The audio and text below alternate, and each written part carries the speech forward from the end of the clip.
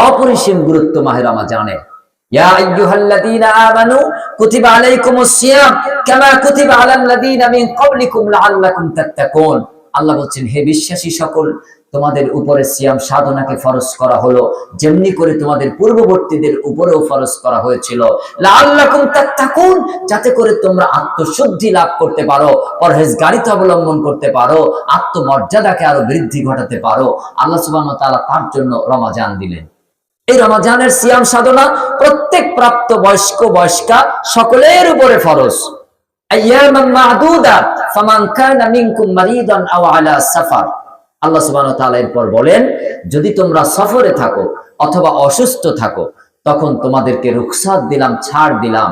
সফরে থাকলে বাড়িতে আসার পর পরে আদায় করে দেবে, অসুস্থ হয়েছিলে সুস্থ হবার পর পরে আদায় করে দেবে।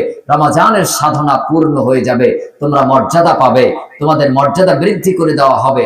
আর যদি এমনটা মনে হয় যে অসুস্থতা মারাত্মক আর এটা সুস্থ হওয়ার আশা নেই, তখন তুমি ফিদিয়াতুন তাআমু মিসকিন, একটা রোজার পরিবর্তে দুজন মিসকিনকে খাওয়াবে, বা একটা রোজার পরিবর্তে একটা মিসকিনকে দু ওয়াক্ত পেট পুরে খাওয়াবে, অথবা এক মাস রোজার পরিবর্তে সিয়ামের পরিবর্তে 60 জন মিসকিনকে একত্রে খাইয়ে দেবে। তোমার হক পাওনা হয়ে যাবে ইনশাআল্লাহ। রমজানের প্রস্তুতি গ্রহণ করুন। এই সময়টা আল্লাহ নবী সাল্লাল্লাহু আলাইহি ওয়াসাল্লাম রমজানের পূর্ণ প্রস্তুতি নিতেন। কি প্রস্তুতি নেবেন? আগামীকাল বাদুড়িয়ায় যে 1 বস্তা করে পেঁয়াজ কিনবেন, পেঁয়াজ ফুলুলি বানাতে হবে, আরো কত রকম ছোলা সিদ্ধ ভাজা, আরো কত রকম আইটেম তৈরি করতে হবে, ইত্যাদি ইত্যাদি। তারপরে আলু কিনবেন 10 বস্তা। এগুলি করে বাজারকে হাই করে দেবেন, গরম করে দেবেন। এগুলি করা যাবে না। প্রস্তুতি নেবেন আপনার একদিনের, এক ওয়াক্তের, অথবা বড় জোর 2 দিন বা 3 দিনের কাঁচামাল যা লাগে সর্বোচ্চ তাই কিনতে পারবেন, এর থেকে বেশি আপনি কিনতে পারবেন না। এটা ইসলাম। এক ওয়াক্তের খাদ্যদ্রব্য কাঁচা মাল যেটা, সেটা কেনা বেশি উত্তম। চাইলে 3 ওয়াক্তের, তার থেকে যদি বেশি নিতে চান, কিনতে চান 1 দিনের, যদি তার থেকেও বেশি 3 দিনের, এর থেকে বেশি একসাথে কাঁচামাল কেনা যাবে না। পেঁয়াজ একটা কাঁচামাল, কাঁচা লঙ্কা কাঁচামাল, লবণ কাঁচামাল, এগুলি একসাথে বস্তা ভরে এনে আপনি বাজারকে হাই করতে পারেন না। এটা আল্লাহর পক্ষ থেকে নিয়ন্ত্রণ হয়। অতএব আপনি রমজানের প্রস্তুতি মানে এই নয় যে ওখানে চাল ডাল আলু পেঁয়াজ ছোলা এগুলি কিনে জমা করবেন, এগুলি নয়। খেজুর 5 কেজি একদিন কিনে নেবেন। কেন? আপনি যদি রোজার আগে 5 কেজি করে খেজুর কেনেন, তাহলে 5000 লোক কিনলে কত হাজার টন, কত হাজার কেজি গেল। বাজার তো খেজুর ছিল 500 টাকা, হয়ে যাবে 1500 টাকা, ভারসাম্যতা হারিয়ে ফেলবে। এটা করা যাবে না। আপনি রোজার আগের দিন 150 গ্রাম খেজুর কেনেন, 200 গ্রাম কেনেন, বড় জোর 250 গ্রাম, এর থেকে বেশি না। ওটা শেষ হবার আগের দিন আবার কিনে আনবেন। তাহলে দোকানদাররা আর আমাদের কলকাতা ফল মার্কেটে যে ভিড় জমাবে না, যতটুকু লাগবে ততটুকু আনবে। আর যদি এক্ষুনি টান পড়ে যায়, উনি ওদিকে লরি ঝাঁপ আটকে দেবে, আর বাজার 500 থেকে 1500, 2000, 2500 হয়ে যাবে। এই কাজ করবেন না, এর থেকে বিরত থাকবেন। আর রমজান মাসের প্রস্তুতি নিতে যে আপনি কি করবেন, ঈদের কেনাকাটা এই রমজান মাস আসার আগে করে ফেলবেন। রমজানের প্রস্তুতি বলছি, আমাদের দেশের নিয়ম কি, মা বোনদেরকে বিশেষ করে বলছি, বিশেষ করে আমার অল্প বয়সী বোনেরা যারা আছেন, নতুন বৌমা যারা আছেন, আমি তাদের বলছি, তাদের তো একটু কেনাকাটার শখ বেশি। কবে যাবে? 27 রোজার রাতে কেনাকাটা, নারী পুরুষ অবাধ বিচরণ, কত ভিড়। এগুলি কেন? আপনি আগামীকালই মার্কেটে চলে যান, পর্দার সহিত যদি যেতেই চান। আর যদি স্বামীর উপর দায়িত্ব দেন সেটা সর্বোত্তম, আলহামদুলিল্লাহ। বাপের উপর দায়িত্ব দেন আরো ভালো। আপনি মার্কেটে যেয়ে আপনার ছেলে মেয়ের জন্য ঈদের কেনাকাটা, নিজের জন্য যতটুকু দরকার রোজা আসার আগে আপনি কিনে ফেলেন। দুটো লাভ হবে, দামে কম পাবেন, মাল ভালো পাবেন, ভিড় ভাট্টা হবে না। আর রমজান মাসের শেষ দশক, ওটা হলো ইবাদতের সময়, লাইলাতুল কদরের সময়। ইতিকাফ করবেন, ওই সময় বেশি বেশি ইবাদত বন্দেগী করবেন, রাতে তাহাজ্জুদ তারাবি বেশি পড়বেন, লম্বা করে রাত ধরবেন, দোয়া দুরূদ তাসবিহ তাহলিল করবেন। ওগুলি না করে শুধু Eid market, Eid market, Eid market, এরপর ঈদ চলে গেল, রোজাও চলে গেল, আপনার কিচ্ছু হয়নি। এমনও লোক দেখেছি মার্কেট করতে করতে হাঁপিয়ে গেছে, রোজা ভেঙে ফেলেছে।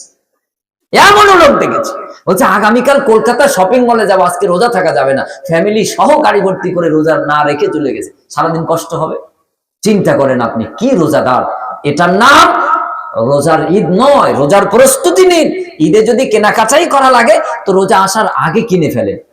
সাইজ উল্টো পাল্টা এসেছে, কালকে কিনেছেন, বিকেল বেলায় যান পাল্টে দেবেন। আর ঈদের আগে যদি নেন তো কোরবানির সময় পাল্টে দেবেন। লাভ হবে? হবে না। কত লাভ আপনি হিসাব করেন না বলে আপনি শুধু লসে রান করেন। আমরা হিসাব করি, আগে হিসাব করতাম না, এখন হিসাব করি। আমার ছেলেমেয়েরা আলহামদুলিল্লাহ গত দুদিন আগে বলেছে, আব্বা ঈদের জামা কাপড় কবে কিনবেন?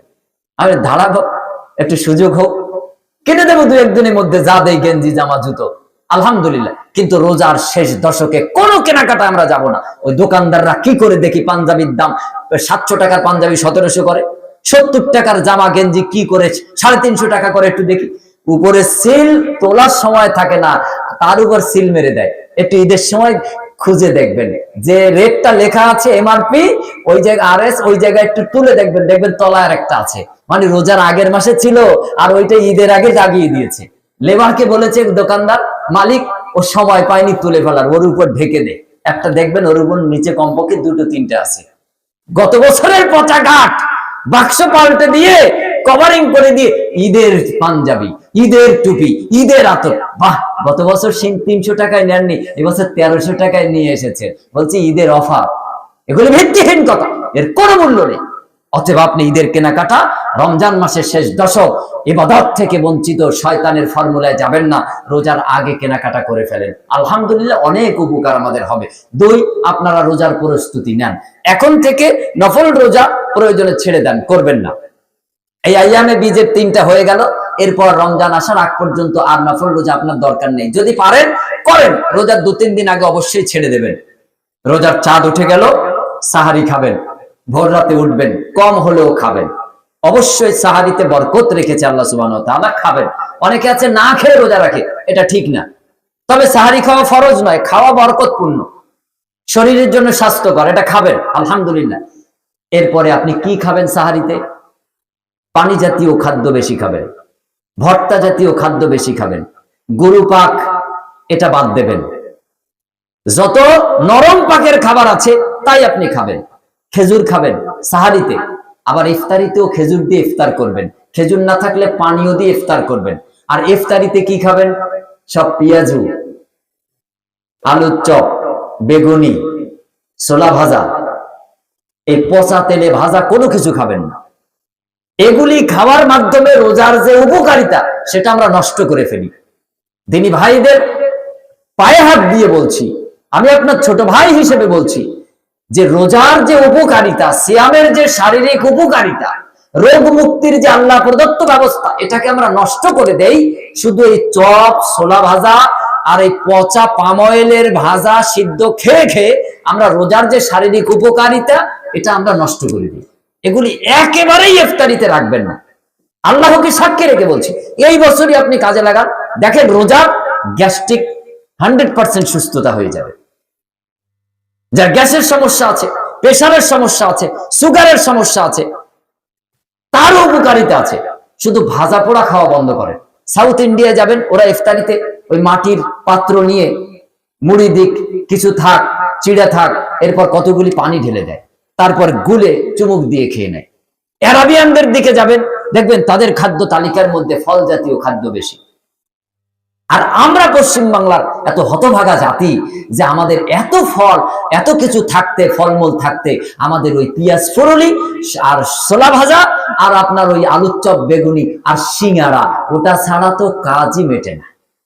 অথচ ডাইরেক্ট গ্যাসের ট্যাবলেট সিঙ্গারা।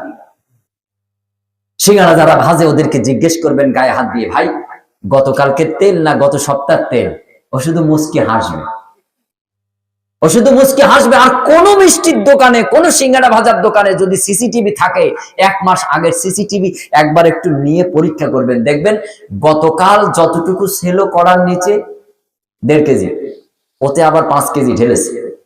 আবার ওইটা 2 দিন ভেজে ভেজে 1 কেজি ছিল, ওতে আবার 8 কেজি ঢেলে দিচ্ছে। এভাবে করে 1 মাস পর্যন্ত, ওর 1 মাস আগে 30 দিন আগের পচা তেলও এতে আছে। 1 মাসের সিসিটিভি পরীক্ষা করে দেখবেন, প্রমাণিত, ম্যাজিস্ট্রেট, বিচারক সহ অভিযান, ক্যামেরার সামনে অন ক্যামেরায় দেখানো যে 1 মাস আগের তেল, তাতে তেল দিয়ে দিয়ে দিয়ে দিয়ে সেই সিঙ্গারা ভাজি আমাদের পেটে দেয় আর পেট ফাঁক দেয়। পরের দিন রোজা আউট। এখন এই সব খাদ্য খেয়ে আপনি রোজার উপকারিতা কিভাবে পেতে পারেন? অতএব রোজার প্রস্তুতি গ্রহণ করুন।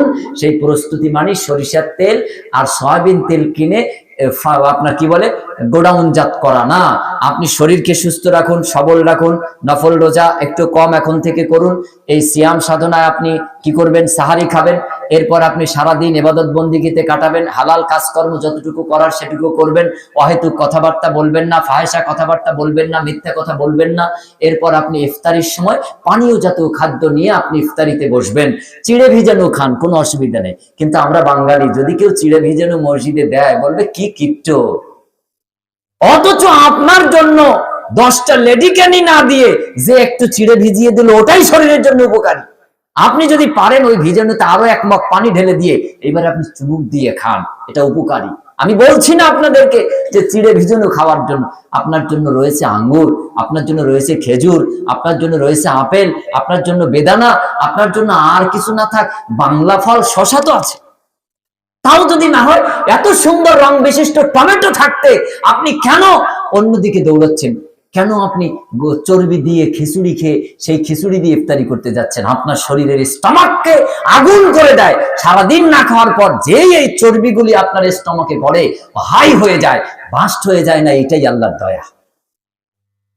সারা রমজান মাস মাথা আমাদের গরম থাকে, অথচ আল্লাহর নবী বলেন রোজা হলো রহমত, আল্লাহর দান।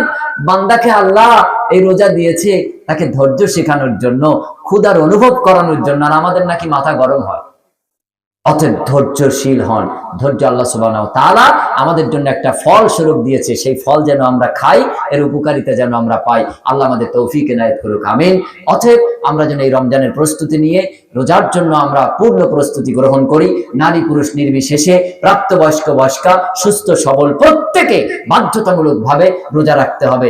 রোজায় 40 থেকে 80টি শারীরিক উপকারিতা আছে, রোগ মুক্তি আছে। এগুলি পরবর্তীতে ইনশাআল্লাহ অনলাইন অথবা অফলাইন যে কোনো ভাবে আলোচনায় আপনারা মুগ্ধ হতে পারবেন, বা শুনতে পারবেন, বা শ্রবণ করতে পারবেন, অথবা সরাসরি কোরআন এবং হাদিস থেকে আপনারা জেনে বুঝে তদ অনুযায়ী আপনারা ইনশাআল্লাহ আমল করতে পারেন। আল্লাহর জন্য আরো একবার আলহামদুলিল্লাহ শুকরিয়া আদায় করছি।